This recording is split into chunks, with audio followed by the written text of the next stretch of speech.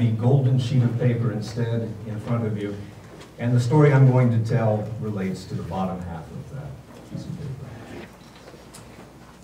Once upon a time, long, long ago, there were a people called Mercies, or Mercs for short. They were a kind people, compassionate and dedicated to all of the right things. For many generations, the Mercs lived peacefully in their quiet valley with only one real problem.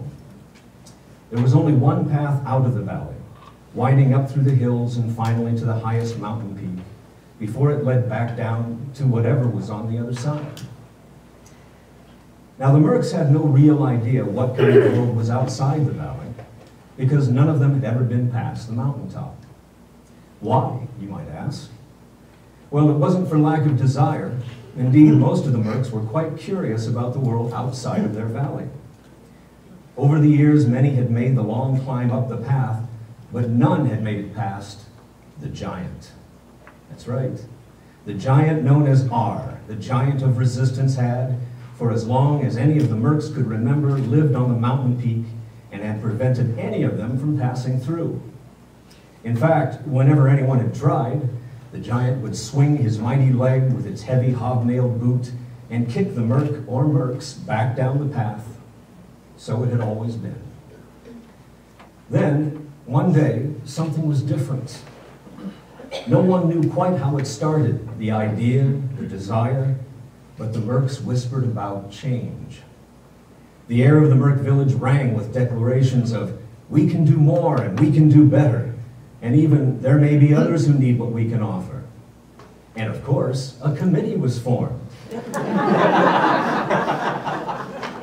It was known as the Committee of D's, or Desire for Change Committee.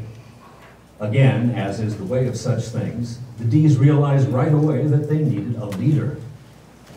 Now, there were many in the Merc community who were leaders of one kind or another, but for this task, the D's knew that only one would do, the mighty V. "We need the mighty V," the committee announced with one voice. V the visionary. His, or her, vision has carried us in the past, and now, when our need is greatest, he, or she, will certainly step forward once more. And he, or she, stood.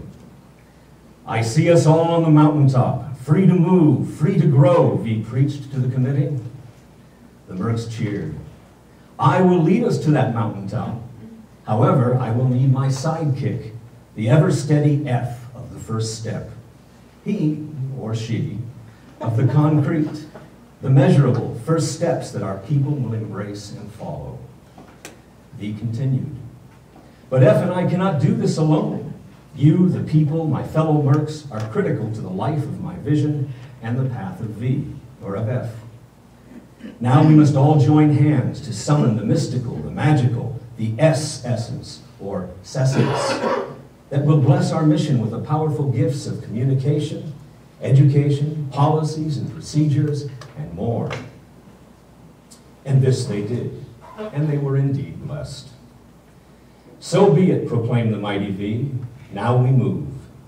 So the committee of D's, V the vision, his or her sidekick F, and all the Mercs, aglow with the power of essence, gathered at the base of the path, and as V gave the signal, they charged as one upward to confront R, the fearsome giant of resistance. R stood firm as they approached.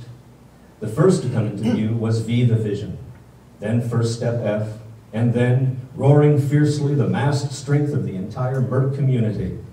In an instant, R was surrounded. All went silent.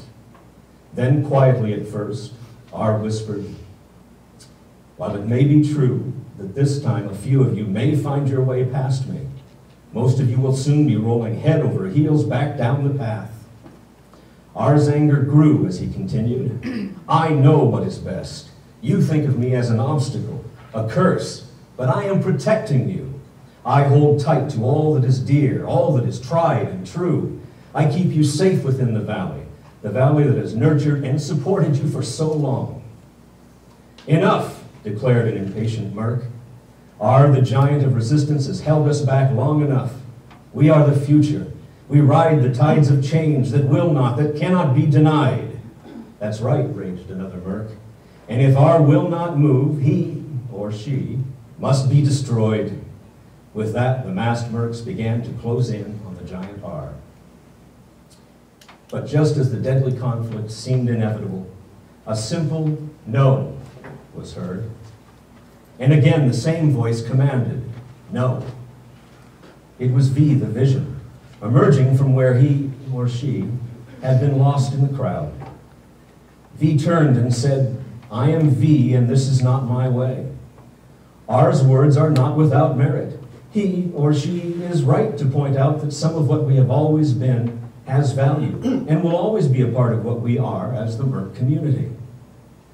Perhaps we have not truly communicated with the giant R, listened to his or her concerns, fears, all the reasons behind the resistance.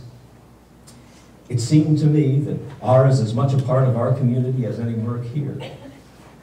We must respect and cherish R, or risk the very essence of our vision, our mission. And so they sat down together, there at the crossroads. V, the visionary, F of the first step, the D committee, R, the resistance giant, and all the Mercs. They spoke of what they longed for, dreamed of, the structure and elements of the mystical essence. At the end of the day, as the sun set behind the great mountain peak, many of the Mercs noticed that somehow the giant R was not so monstrous, not so different, and that he or she was even smiling from time to time.